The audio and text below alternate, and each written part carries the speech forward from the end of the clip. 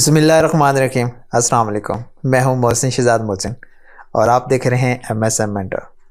Students, आज की class में हमने चैप्टर नंबर 19 स्टार्ट करना है। इस चैप्टर का नाम है डॉन ऑफ मॉडर्न फिजिक्स। ये लेक्चर जस्ट आपको इस चैप्टर का इंट्रोडक्शन देने के लिए है। अब यहाँ पर क्योंकि वर्ड लिखा हुआ है मॉडर्न फिजिक्स, तो इसके बारे में इससे पहले आपने नहीं पढ़ा, आपके लिए ये नई बातें होंगी, नई चीज़ें होंगी। तो इसी वजह से सबसे पहले तो हमें इसका नाम समझना होगा, इसका मतलब समझना होगा। तो अगर ये मॉडर्न फिजिक्स है तो इससे पहले जो आप फिज़िक्स पढ़ते आ रहे हैं उस फिज़िक्स को क्या कहते हैं, ठीक है। तो यही सारी डिटेल हमने इस लेक्चर के अंदर समझनी है। तो बाकायदा जो इनके टॉपिक का आगाज़ होगा वो इंशाल्लाह हम नेक्स्ट लेक्चर में करेंगे। तो सबसे पहले तो इसमें क्योंकि हमने इंट्रोडक्शन सीखना है, तो पहले तो ये समझते हैं कि ये जो वर्ड हमने डॉन लिखा हुआ है इसका क्या मतलब, डॉन ऑफ मॉडर्न फिजिक्स किसको कहेंगे। तो बच्चों, ये जो वर्ड डॉन होता है इसका मतलब होता है अर्लीस्ट पीरियड, यानी किसी चीज़ का आगाज़। तो डॉन ऑफ मॉडर्न फिजिक्स का मतलब ये होगा कि मॉडर्न फिजिक्स का आगाज़, कि मॉडर्न फिजिक्स का आगाज़ कैसे हुआ था, किन मराहल से इसको गुजरना पड़ा था, या फिर हमें इसकी ज़रूरत क्यों पेश आई। इन सारी चीज़ों को हमने स्टडी करना है।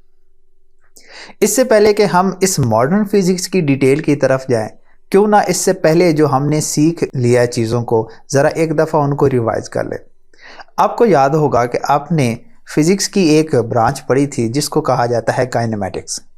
काइनेमेटिक्स के अंदर हम चीज़ों की मोशन के बारे में पढ़ते हैं, लेकिन हम इसमें फोर्स को स्टडी नहीं करते, उसकी वजह नहीं समझते, ठीक है। Without discussing the cause of the motion, हम ये नहीं समझते कि इसमें कि ये मोशन आई कैसे, जस्ट हम चीज़ों की मोशन को स्टडी करते हैं। इसको काइनेमेटिक्स कहा था। अब ये जो कॉन्सेप्ट था इस तरह के काइनेमेटिक्स के रेलिवेंट, ये गलीलियो ने हमें कॉन्सेप्ट दिया था, ठीक है जी। उसके बाद हमने एक और ब्रांच पढ़ी जिसको डायनामिक्स कहा। अब डायनामिक के अंदर भी चीज़ों की मोशन को ही स्टडी किया जाता है, लेकिन इसमें हम फोर्स का फैक्टर भी इन्वॉल्व करते हैं। तो हम कह सकते हैं कि इसमें हम मोशन को स्टडी तो करते हैं, लेकिन साथ में उसकी काज भी समझते हैं कि ये ऑब्जेक्ट के अंदर अगर मोशन आई है तो क्यों आई है, तो वो हमें पता चलता है कि वो फोर्स की वजह से आई है। अब ये जो कॉन्सेप्ट था ये न्यूटन ने बताया था हमें।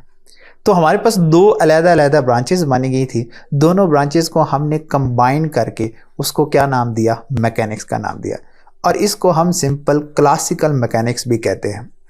अब क्योंकि इसमें काइनेमेटिक्स के अंदर ज़्यादा न्यूटन ने काम किया था और बहुत सारे न्यूटन के जो 3 लॉज हैं आप अच्छी तरह से वाकिफ़ हैं इससे, तो इसको बहुत ज़्यादा तरक्की मिली थी। तो इसी वजह से इस मैकेनिक्स को हम न्यूटोनियन मैकेनिक्स भी कहते हैं। अब इसी के साथ कुछ और फिज़िक्स की जो ब्रांचेस थी इसके अंदर ऐड कर दी गई इसी क्लासिकल मैकेनिक्स के अंदर, जिसमें शामिल है थर्मोडायनामिक्स है, उसको भी हमने इसमें स्टडी किया।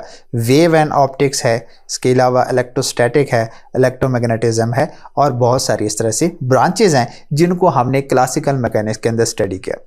तो इसका मतलब यह है कि अभी तक आपने जो फर्स्ट ईयर के अंदर या सेकंड ईयर के अब इससे पहले जितनी भी फिजिक्स पढ़ी है वो सारी हमारे पास कौन सी मैकेनिक्स कहलाती है, क्लासिकल मैकेनिक्स कहलाती है। तो अब हम समझते हैं कि क्लासिकल मैकेनिक्स के अंदर हम किस चीज़ को एक्सप्लेन करते हैं, ठीक है जी, यानी कि क्लासिकल मैकेनिक्स होती क्या है। तो ये बात तो अभी हमें पता चली भाई, हमने तो कहा कि क्लासिकल मैकेनिक्स वो होती है जिसमें चीज़ों की मोशन को स्टडी किया जाता है। तो यहाँ पर ये दो बातें बड़ी इंपॉर्टेंट जो अभी मैं आपको बताने लगा हूँ, इनको ज़रा ध्यान से सुनिएगा, यहीं से आपके आगे कॉन्सेप्ट डेवलप होना स्टार्ट होंगे, ठीक है जी। तो सबसे पहले it explain the motion of the macroscopic object that move with negligible speed as compare to speed of light. यानी ये एक ऐसी ब्रांच है, एक ऐसी मैकेनिक्स है, एक ऐसी फिजिक्स है जिसके अंदर हम ऑब्जेक्ट के बारे में पढ़ते हैं और ऑब्जेक्ट की मोशन को स्टडी करते हैं। यहाँ पर मैंने वर्ड ऑब्जेक्ट भी कहा है कि ऑब्जेक्ट कोई बॉडी, कोई जिस्म जिसके बारे में हम स्टडी कर रहे हैं, लेकिन वो ऑब्जेक्ट कैसे होने चाहिए, माइक्रोस्कोपिक होने चाहिए, ठीक है। और साथ में हमने कहा कि हमने चीज़ों की मोशन को स्टडी करना है। मोशन से मुराद होगा कि जाहिर सी बात है उनके पास स्पीड होगी, वेलोसिटी होगी, लेकिन उनकी जो स्पीड, जो वेलोसिटी है ये कम होनी चाहिए। अब यहाँ पर मैंने लिखा है कि स्पीड कम होने को, इस स्पीड को मैंने नेग्लिजिबल स्पीड कहा है, लेकिन नेग्लिजिबल क्यों कहा है, लाइट की स्पीड के मुकाबले में उनकी स्पीड कम होती है। चलिए काम करते हैं, इन दोनों टर्म्स जिनको मैंने हाईलाइट किया इनको थोड़ा और अच्छे से समझते हैं। बड़ी इंपॉर्टेंट यही दो बातें हैं, इनको आपने ज़हन नशीन करना है, इससे आगे कॉन्सेप्ट आपको ऐसे ऐसे समझ आएंगे। ये जो मैक्रोस्कोपिक होता है ना, इसका मतलब होता है कि bigger in size and visible by naked eye, यानी ये वो सारी चीज़ें होती हैं जो साइज़ में काफ़ी बड़ी होती हैं, जिनको हम अपनी आँख से देख सकते हैं, जिनको हम इजीली ऑब्जर्व कर सकते हैं, हम उनको छू सकते हैं। वो सारी चीज़ें जो होती हैं ये मैक्रोस्कोपिक ऑब्जेक्ट्स होती हैं। तो आप अपने फिजिकल वर्ल्ड के अंदर प्रैक्टिकल लाइफ में जितनी भी चीज़ों को ऑब्जर्व कर रहे होते हैं, जिनको आप स्टडी कर रहे होते हैं, या इससे पहले आपने 11th क्लास की फिजिक्स के अंदर जो मैकेनिक्स पढ़ी थी, या जो चैप्टर्स के अंदर जितनी भी चीज़ों को डिस्कस किया था, वो सारे मैक्रोस्कोपिक ऑब्जेक्ट हैं। ठीक है जी। अब इसके बाद हम स्पीड की बात करते हैं। निग्लिजिबल स्पीड से हमारा यहाँ पर क्या होगा कि जो स्लो मूविंग ऑब्जेक्ट होंगे। अब स्लो मूविंग ऑब्जेक्ट की स्पीड, भाई कौन कौन सी ऑब्जेक्ट की हम स्पीड की बात करें स्लो मूविंग के? स्पीड ऑफ कार है, स्पीड ऑफ ट्रेन है, बाइक है, एरोप्लेन। तो आप तो सोच रहे होंगे भाई इनकी स्पीड तो बहुत ज़्यादा होता है, एरोप्लेन तो बहुत ज़्यादा स्पीड से जा रहा होता है, तो फिर वो स्लो मूविंग या फिर निग्लिजिबल स्पीड क्यों हो गई? भाई मैंने कहा है कि मैंने एक फैक्टर रखा है जिसके साथ मैं स्पीड को कंपेयर कर रहा हूं, और वो है लाइट की स्पीड। अब ये बात हमें मालूम है कि भाई लाइट की स्पीड जो होती है ना, ये बहुत ज़्यादा होती है। ये होती है तकरीबन 3 × 10⁸ मीटर पर सेकेंड, कि 1 सेकेंड के अंदर इतने मीटर डिस्टेंस कवर करने वाली स्पीड। अगर हम इसको और किसी बाइक के, ट्रेन के या एरोप्लेन की स्पीड को जब हम चेक करते हैं तो इसके मुकाबले में तो बहुत कम होती है। तो इतनी कम होती है तो इसका मतलब है कि हम कह सकते हैं कि इसकी स्पीड तो है ही नहीं, निग्लिजिबल स्पीड है। ठीक है, स्पीड है डेफिनेटली, लेकिन बहुत कम है। तो हम कह सकते हैं यहाँ पर कि क्लासिकल मैकेनिक के लिमिटेशंस के अंदर हम दो चीज़ों को मद्देनजर रखकर उसको स्टडी करते हैं। एक मैक्रोस्कोप, यानी ऑब्जेक्ट का जो साइज होता है वो बड़ा होना चाहिए और उसकी स्पीड कम होनी चाहिए। ये दोनों क्लासिकल मैकेनिक्स की लिमिटेशंस हैं। अब क्या होगा कि 19वीं सेंचुरी तक ये जो बात है ये वैलिड रही, लेकिन उसके बाद ये फेल होगी। क्या मतलब फेल होगी? भाई मैंने एक वर्ड आपके लिए बोला है कि ये लिमिटेशन है क्लासिकल मैकेनिक्स की। ये जो दो वर्ड मैंने लिखे कि मैक्रोस्कोपिक और स्पीड ऑफ ऑब्जेक्ट, ये दोनों लिमिटेशन हैं। तो जब तक हम इस लिमिटेशन के अंदर इसको स्टडी करते रहे, इस लिमिटेशंस के अंदर जो हमने लॉज बनाए थे, जो हमारे कानून थे, जो हमने फॉर्मुलेशंस की हुई थी, वो सारी चीज़ें बिल्कुल ठीक रहीं। जब हमने इन लिमिटेशंस को क्रॉस किया तो उस वक्त ये फिजिक्स फेल होना स्टार्ट हो गई। अब लिमिटेशन को क्रॉस करने का मतलब क्या हुआ? भाई हमने दो लिमिटेशंस रखी थी ना, कि जो साइज है वो बड़ा होना चाहिए और स्पीड कम होनी चाहिए। तो हम दोनों लिमिटेशंस को चेंज करें कि हमने जो ऑब्जेक्ट का साइज है वो बहुत ज़्यादा स्मॉल कर दिया, और जो स्पीड थी उसको इतना ज़्यादा कर दिया कि वो स्पीड ऑफ लाइट के करीब करीब आने लगे। तो जब हमने ये दोनों काम किए तो उस वक्त क्या हुआ कि उस वक्त ये जो हमने पहले से लॉज बना रखे थे, जो न्यूटन के लॉ थे, या इसके अलावा जितने भी आप लॉज पढ़ते हैं फिजिक्स के, वो सारे फेल होना स्टार्ट हो गए।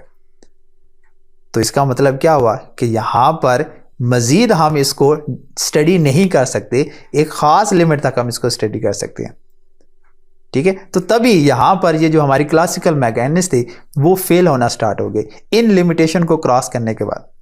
अब जाहिर सी बात है कि फिजिक्स की दुनिया में ये क्यूरियोसिटी तो रहती है कि भाई जब हम चीज़ों को बहुत ज़्यादा स्मॉल कर देते हैं और इसके बाद स्पीड को ज़्यादा कर देते हैं, तो तब कौन कौन से फिनोमेना होते हैं। नई नई इन्वेंशंस, लोगों का जो ध्यान था, साइंटिस्ट का जो ध्यान था, इन चीज़ों की तरफ जाना स्टार्ट हो गया और उन्होंने इसको खोज लगाना शुरू कर दिया। तो फिर जाहिर सी बात है कि जब नई चीज़ें सामने आई तो नए लॉज बनाने पड़े, नए इक्वेशंस बनाने पड़े, नए नए लोग इस फील्ड में आने लग गए। ठीक है, तो फिर हमें क्या करना पड़ा? हमने चेक किया कि जब हमने इन दो लिमिट्स को तोड़ा, अब मैं दोनों लिमिट्स को एक दफ़ा फिर से रिपीट कर रहा हूँ कि जब हमने स्मॉल ऑब्जेक्ट लिए as compare to large object, पहले मैंने क्लासिकल मैकेनिक्स में क्या बताया कि जब हम लार्ज ऑब्जेक्ट को स्टडी कर रहे थे तो फिर हम वहाँ पर हमारे वो सारे लॉ वैलिड थे, लेकिन अब हमने क्या कर दिया? ऑब्जेक्ट को क्या कर दिया? बहुत स्मॉल कर दिया। जब ऑब्जेक्ट को बहुत ज़्यादा स्मॉल किया तो उस वक्त उस मैकेनिक्स को हमने क्वांटम मैकेनिक का नाम दिया, उसको फिर हमने क्लासिकल मैकेनिक नहीं कहा। और जो दूसरी लिमिटेशन कि जब ऑब्जेक्ट को पहले हमने स्लो स्पीड पे रखा था, लेकिन जब हमने उसकी जो मोशन है उसको फास्ट कर दिया, इतना फास्ट कर दिया कि लाइट के स्पीड के तकरीबन करीब करीब कर दिया, तो फिर उस वक्त उस मैकेनिक्स को हमने रिलेटिविस्टिक मैकेनिक का नाम दिया।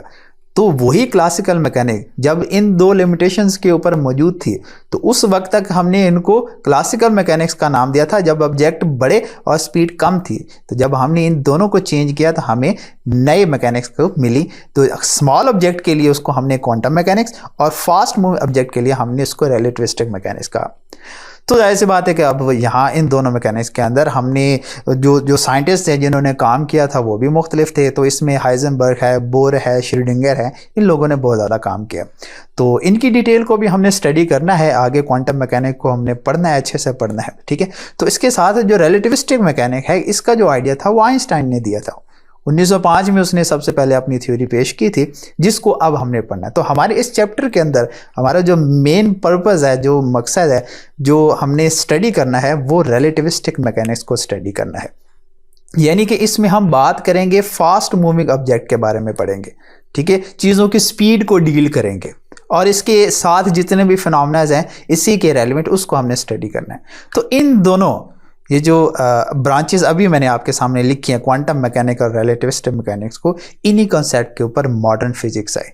अब देखें यहाँ पर ये पुराने कॉन्सेप्ट थे जहाँ पर हमने ऑब्जेक्ट को बड़ा और चीज़ों की जो स्पीड है उसको कम रखा, तो क्लासिकल मैकेनिक। और जब हमने ऑब्जेक्ट का साइज़ बहुत स्मॉल कर दिया और स्पीड को ज़्यादा कर दिया, तो उस वक्त हमें नए कानून बनाने पड़े, नए लॉज बने, नई इक्वेशंस बनी, और तब थी तो वो भी फिजिक्स। तो नए होने की वजह से उनको मॉडर्न कहा गया। तो तब हमारे पास एक नई फिजिक्स बनी जिसको हमने मॉडर्न फिजिक्स कहा। और इस मॉडर्न फिजिक्स में से हमने जो पार्ट पढ़ना है वो है रिलेटिविस्टिक मैकेनिक्स में।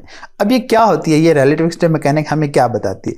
ये हमें चीज़ों की नेचर, स्पेस, टाइम, मास और एनर्जी के बारे में बताती है, ठीक है। और ये दौर कौन सा था? ये 20वीं सदी का दौर था, जिसको हम मॉडर्न फिजिक्स का दौर कहते हैं, ठीक है जी। तो मज़ीद रिलेटिविस्टिक मैकेनिक्स के बारे में बहुत सारी बातें अभी पढ़ना बाकी हैं।